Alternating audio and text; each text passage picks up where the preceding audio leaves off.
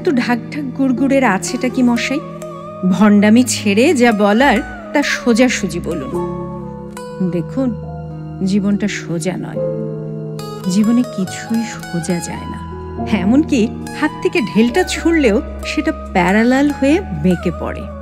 একটা গাছ, সেও সূর্যের দিকে প্রথমেই সিধে ওঠে না, গোড়ায় একটু আঁকে বাঁকে তাল, নারকোল, খেজুর, টেজুর, দু একখানা পাম জাতীয় একল সেরে উচ্চাকাঙ্ক্ষী উদ্ভিদ ভিন্ন। কিন্তু তাদের শেকড়গুলো নেড়ে চেড়ে দেখেছেন কি? বলুন তো, মাটির নিচে গিয়ে তাদের সোজাসুজি জারি জুড়ি খাটে কিনা? সেখানে তেনাদের ভিন্ন মূর্তি। নদীর কথা বাদই দিচ্ছি, এই আপনাদের মহোদয় সমুদ্রের কথাটাই ধরুন।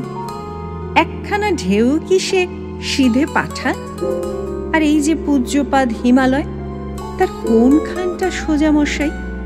তুচ্ছ বাতাস, ঈশ্বরের ভূম, সেও খুব সোজা ধায় কি? ক্ষণে ক্ষণে দিক পাল্টায়, তার কোনখানটা সোজা মশাই? আমি সামান্য মানুষ, আমি কি করে সোজা বলবো, সোজা চলবো? হাঁটতে গেলেই ডান পাটা একটু ডাইনে হেলে পড়ে, বা পাখানা বায়ে হেলে যায়। সেই ছেলেবেলা থেকে ঢের চেষ্টা করে দেখেছি মশাই, কিছুতেই নাকে সোজা হাঁটতে পারিনে। একে কি আপনি ভণ্ডামি বলবেন? আমাকে কি বলবেন দুমুখ সাপ? দেখুন দাদা, দুটো জিনিস কেবল সোজাসুজি চলে, আকাশ ফুঁড়ে বৃষ্টি আর চক্ষু ফুঁড়ে জল।